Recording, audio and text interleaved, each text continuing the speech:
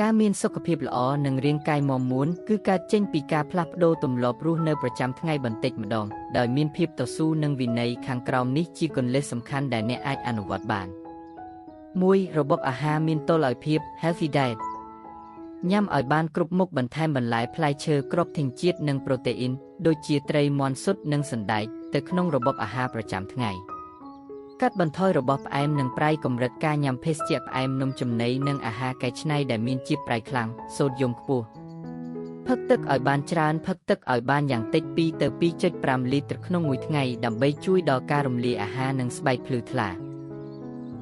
2. ការធ្វើលំហាត់ប្រាណ Physical Activity ធ្វើឲ្យបានទៀងទាត់ហាត់ប្រាណឲ្យបានយ៉ាងតិច150នាទីក្នុងមួយសប្តាហ៍ប្រហែល30នាទីក្នុងមួយថ្ងៃ5ថ្ងៃក្នុងមួយសប្តាហ៍ជ្រើសរើសសកម្មភាពដែលចូលចិត្តអ្នកអាចដើរលឿនរត់រាំជិះកង់ឬហែលទឹកដើម្បីកុំឲ្យមានអារម្មណ៍ធុញទ្រាន់ 3. ការគេងនិងការសម្រាក Rest Sleep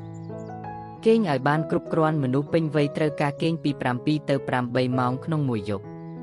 បង្កើតទម្លាប់គេងល្អចូលគេងនិងក្រោកពីគេងឲ្យចំពេលដែលជារៀងរាល់ថ្ងៃនិងជៀសវាងការលេងទូរស័ព្ទមុនពេលគេង 4. សុខភាពផ្លូវចិត្ត Mental Health គ្រប់គ្រងស្ត្រេសអនុវត្តការដកដង្ហើមវែងធ្វើសមាធិឬចំណាយពេលធ្វើអ្វីដែលអ្នកសប្បាយចិត្ត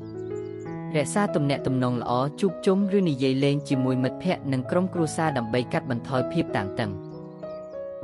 5. ជៀសវាងទម្លាប់មិនល្អ Avoid unhealthy habits កុំជួបបារីបំផ្លាញសួតនិងបង្កើនហានិភ័យជំងឺបេះដូង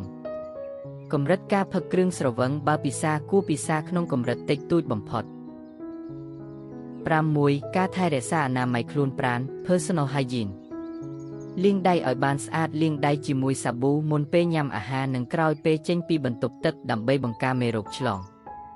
អនាម័យមាត់ធ្មេញដុសធ្មេញយ៉ាងតិច2ដងក្នុងមួយថ្ងៃនិងប្រើខ្សែសម្អាតចន្លោះធ្មេញដើម្បីជៀសវាងជំងឺអញ្ចាញធ្មេញដែលអាចប៉ះពាល់ដល់សុខភាពបេះដូង 7. ការពិនិត្យសុខភាពជាប្រចាំ Regular Checkups ពិនិត្យសុខភាពប្រចាំឆ្នាំទៅជួបគ្រូពេទ្យដើម្បីពិនិត្យឈាមសម្ពាធឈាមនិងជាតិស្ករទោះបីជាមិនមានរោគសញ្ញាអ្វីក៏ដោយការដឹងមុនជួយការពារបានទាន់ពេលវេលាចាក់វ៉ាក់សាំងការពារធានាថាអ្នកបានចាក់វ៉ាក់សាំងការពារជំងឺផ្សេងបានគ្រប់គ្រាន់ដូចជាវ៉ាក់សាំងផ្ដាសាយធំថ្លើមជាដើម 8. ទម្លាប់ការងារនិងការរស់នៅ Daily Lifestyle កាត់បន្ថយការអង្គុយយូរបើអ្នកធ្វើការការិយាល័យគួរក្រោកឈរឬដើរចេញរៀងរាល់60នាទីម្ដងដើម្បីឲ្យឈាមរត់បានស្រួលនិងកាត់បន្ថយការឈឺចង្កេះស្រូបខ្យល់អាកាសបរិសុទ្ធនិងពន្លឺថ្ងៃចំណាយពេលខ្លះនៅខាងក្រៅផ្ទះជាពិសេសពន្លឺថ្ងៃពេលព្រឹកព្រលឹមដើម្បីទទួលបានវីតាមីនដែលជួយឲ្យឆ្អឹងរឹងមាំនិងមានអារម្មណ៍ស្រស់ថ្លា 9. ការរៀនស្ដាប់រាងកាយខ្លួនឯង Listen to your bodyកុំបង្ខំខ្លួនឯងពេកប្រសិនបើរាងកាយមានអារម្មណ៍ថាហត់នឿយឬឈឺចាប់ត្រូវដឹងថាពេលណាគួរសម្រាកការសម្រាកក៏ជាផ្នែកមួយនៃការពង្រឹងសុខភាពដែរកុំរំលងអាហារពេលព្រឹកអាហារពេលព្រឹកជួយផ្ដល់ថាមពលដល់ខួរក្បាលនិងរាងកាយសម្រាប់ចាប់ផ្ដើមថ្ងៃថ្មីយ៉ាងមានប្រសិទ្ធភាពគន្លឹះជោគជ័យកុំព្យាយាមធ្វើចំណុចទាំងអស់នេះក្នុងពេលតែមួយរើសយកតែមួយឬពីរចំណុចដែលអ្នកគិតជាងាយស្រួលធ្វើជាងគេរួចអនុវត្តវាឲ្យបាន1-2 សប្តាហ៍ចាំថែមចំណុចផ្សេងទៀត